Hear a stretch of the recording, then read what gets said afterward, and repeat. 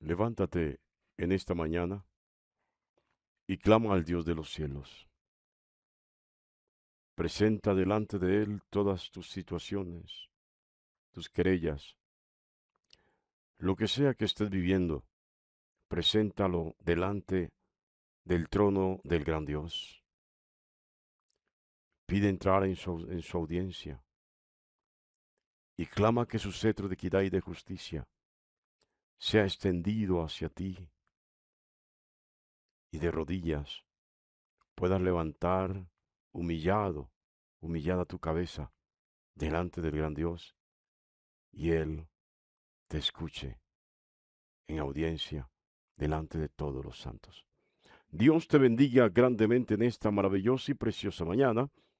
Estamos en la carta del apóstol Pablo a los colosenses.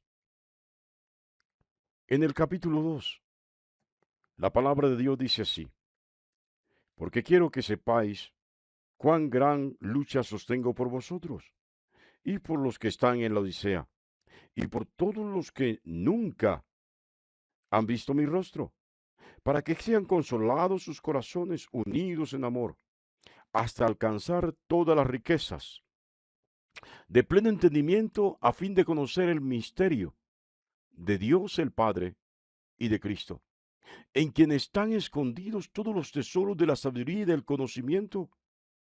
Y esto lo digo para que nadie os engañe con palabras persuasivas, porque aunque estoy ausente en cuerpo, no obstante en espíritu estoy con vosotros, gozándome y mirando vuestro buen orden y la firmeza de vuestra fe en Cristo.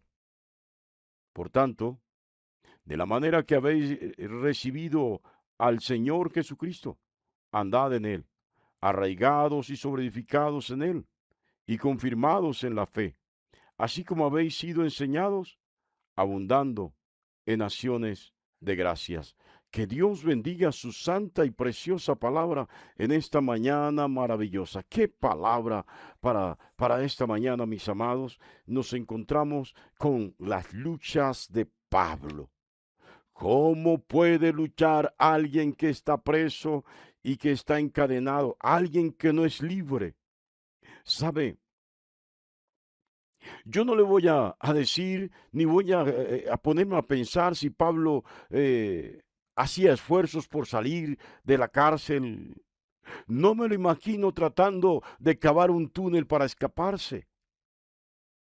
Esa sería la lucha de algunos de nosotros tratando de escaparnos de prisión, bajo el argumento de que hemos sido encarcelados injustamente. No me imagino a Pablo en esto. Sí, Pablo luchaba constantemente para que los que habían creído en Cristo Jesús permaneciesen en la fe. Luchaba constantemente para que no se apartaran del camino. Pero ¿cómo luchaba Pablo? Ahí está el punto. Es que cuando Cristo nos llama a combatir. Por eso Pablo habla de las milicias. Así de literal, porque Pablo asumía que nosotros somos soldados de Jesucristo. Hacemos parte del ejército terrenal de Cristo Jesús. Así que somos combatientes. Desde el momento en que aceptamos la fe en Cristo Jesús, nos convertimos en soldados. Hacemos parte de la milicia de Cristo Jesús y venimos a ser combatientes por la buena causa del reino de Cristo. Nos toca luchar. Es nuestra responsabilidad. Pero ¿cómo luchaba Pablo? Bueno, alguna vez se acercó un testigo de Jehová. Yo me acerqué a la reja del lugar donde celebrábamos el culto en aquel tiempo y le pregunté, bueno, como se suele decir cortésmente a la orden, y me dijo que quería hablar conmigo de la palabra de Dios, al estilo que ellos usan como quien quiere enseñarle a los demás cómo se debe vivir la palabra, o quiere enseñarnos a los cristianos la palabra de Dios. Lo primero que hice yo fue exigirle respeto, que es ser una iglesia cristiana. Tenía que respetar. Y este hombre se enfureció y prácticamente me amenazó. Usted no sabe quién soy yo, usted no sabe con quién se está metiendo. Dijo, oh, tremendo esto. Un testigo de Jehová, ¿eh? Lo dejé vociferando en la puerta solo. Así de sencillo. Óigalo bien. ¿En qué consistían o cómo luchaba Pablo? ¿Cómo luchaba Pablo y contra qué combatía Pablo? Pablo luchaba clamando. Clamaba continuamente por la iglesia. Pablo no cesaba de orar por eso. En sus cartas Pablo dice, orad sin cesar. Esto no lo dice simplemente para que la gente crea que él es un ser espiritual o como una ordenanza de Dios. Lo dice porque conoce los beneficios de la oración constante. Él oraba constantemente o clamaba, intercedía.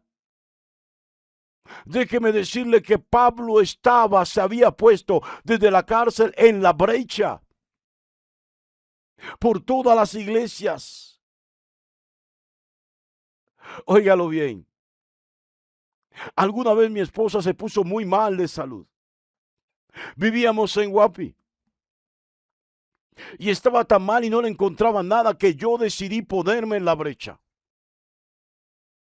Esto es real. Y esto no lo comento para que usted piense que soy más espiritual que usted. Le comento para que entienda la posición de Pablo y comprenda el por qué Pablo habla de sus padecimientos. Yo me puse en la brecha. Inmediatamente me puse en la brecha. Mi esposa empezó a mejorarse de salud. Y mientras ella se mejoraba, mi salud también empeoraba. Se levantó mi esposa, mejoró totalmente. Y empeoré yo. Empeoré yo. Mi salud se deterioró totalmente. Hasta que el Señor consideró que era suficiente. Sin tomar algún medicamento. Sin ir al médico. El Señor me levantó. Nunca supe qué padecía mi esposa. Nunca supe qué padecía yo, pero entendí que esa enfermedad que ella padecía no venía de parte de Dios. Tampoco era una enfermedad física, biológica, clínica. Era una enfermedad espiritual, era un ataque del enemigo. Así de literal. Y Dios me dio el discernimiento y pude colocarme en la brecha y ella se sanó. Óigalo bien, Pablo estaba puesto en la brecha de la iglesia de Cristo. Así que la tarea de Pablo no era fácil y las cosas que venían sobre la vida de Pablo tampoco eran fáciles de soportar. Óigalo bien. Es posible que él experimentara decaimiento, profundos dolores. Es posible que Pablo estuviera convaleciente casi que constantemente porque él estaba en la brecha, él estaba intercediendo por estas iglesias para que el enemigo no las destruyera. Óigalo bien, estaba vigilando, ayunaba permanentemente por la iglesia. Y lo sorprendente de esto es que Pablo clamaba, oraba, intercedía, vigilaba, ayunaba. Se puso en la brecha por la iglesia de Cristo. Y déjeme decirle que Pablo conocía algunas. Pero la iglesia de Colosa, la iglesia de la Odisea y otras, Pablo no las conocía ni las conoció. De Colosas, es decir, de los colosenses, conoció a Epafras, el fundador, a quien Pablo junto con Timoteo le ministraron la palabra, y él fue y llevó la palabra a Colosas y fundó la iglesia de los colosenses. Pablo estaba en la brecha por gente que no conocía. Qué tremendo esto. Por eso él dice: soy servidor de Cristo y de la iglesia. ¿A quién sirves tú? Vuelvo y te hago la pregunta que te hice en el audio anterior. ¿A quién, al servicio de quién estás? ¿Sabe?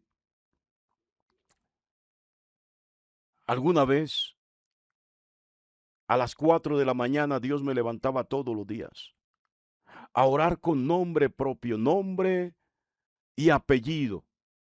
Nombres, perdón, y apellidos de personas que yo no conozco hasta hoy. Dios me ponía a orar por estas personas, a clamar por ellas. Aún más, hice ayuno por estas personas que no conocía y que no los conozco, no los he visto ni por fotografía, no los he contactado por el Face, no se comunicaron por las redes sociales, por las redes digitales, no, hasta hoy no sé quiénes son, solo supe sus nombres. Cuando terminé de orar por ellos, cuando Dios consideró que ya no debía orar por estas personas, sus nombres desaparecieron de mi oración. Desaparecieron totalmente de mis devocionales. Sí. Así que cuando Dios le traiga, le ponga en el corazón orar por alguien, no se resista. No importa que no le conozca. No importa que usted nunca haya escuchado ese nombre. En algún lugar del mundo, en algún lugar del planeta, hay alguien que está necesitando tu oración. Óyelo bien. ¿Sabes? Todos los días, Dios lo sabe, oro por los hermanos en Cristo Jesús que están siendo perseguidos en África, en la China, aún en Corea del Norte. Esos cristianos que han creído en la palabra de manera oculta y que no pueden públicamente expresar su fe, he estado orando por ellos constantemente. No los conozco y de seguro no los conoceré. Pero es una labor valiosa y Dios la tendrá en cuenta. Tienes que saber eso. No dejes de clamar. No clames, no seas mezquino, no clames solamente por tu casa, por tus hijos. No clames solamente por tu congregación. Hazlo así, pero también clama. Ora, intercede. Y si es posible, si Dios promueve esto en tu corazón, ayuna y vigila por aquellos hermanos que están siendo perseguidos por causa del evangelio. En Nigeria, por ejemplo, en África, que los están matando. Como cuando se mata una plaga, así los están matando. Óyelo bien. Será de mucho valor.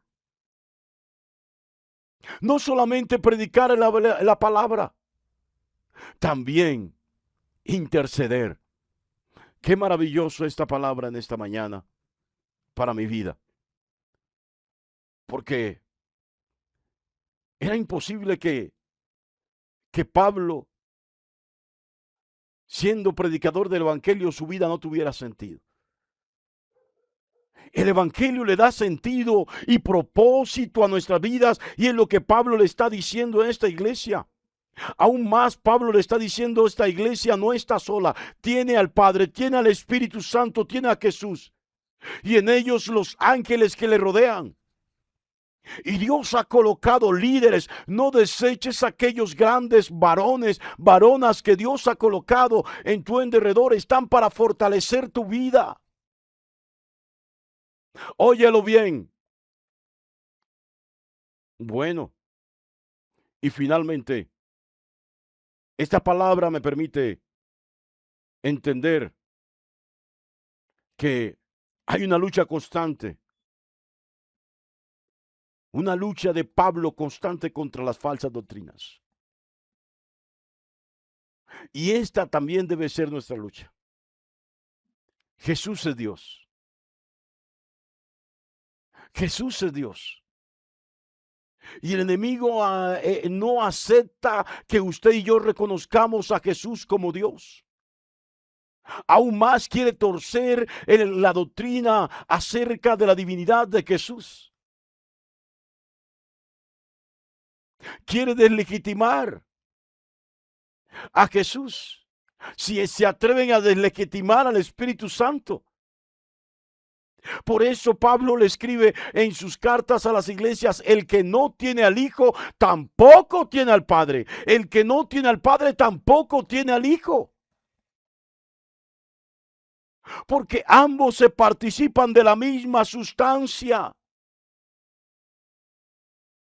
Este es el misterio que el hombre natural no puede entender, y para poder comprender este misterio, Pablo clama y ora para que la iglesia tenga sabiduría e inteligencia. No inteligencia para gobernar el mundo, no sabiduría para administrar riquezas.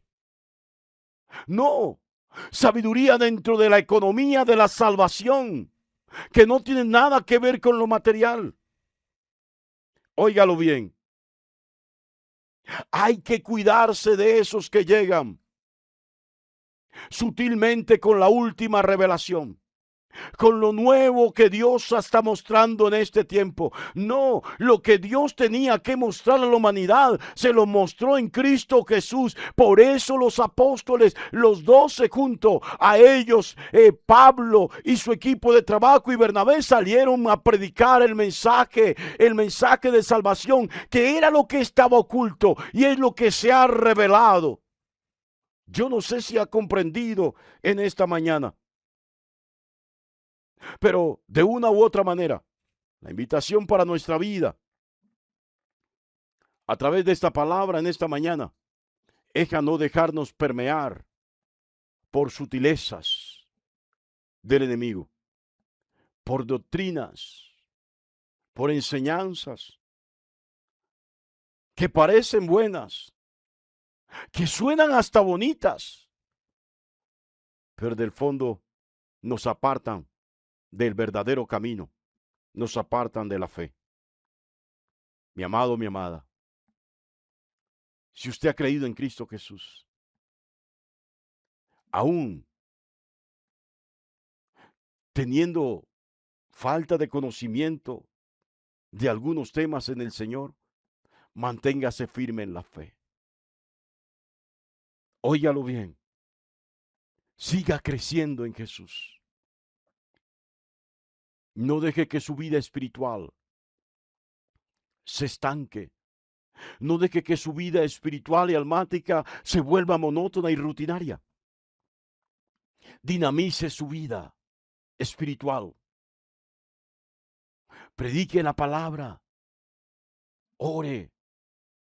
Vigile. Clame. Interceda. Sea un instrumento de Dios en la vida de la gente que le rodea, de los que conoce y aún de los que no conoce. ¿Por qué Dios trajo esos nombres desconocidos a mí para que orara por ellos? Porque Dios sabía que yo podía orar por ellos. Porque Dios me veía orando por las mañanas. Porque Él me ve orando.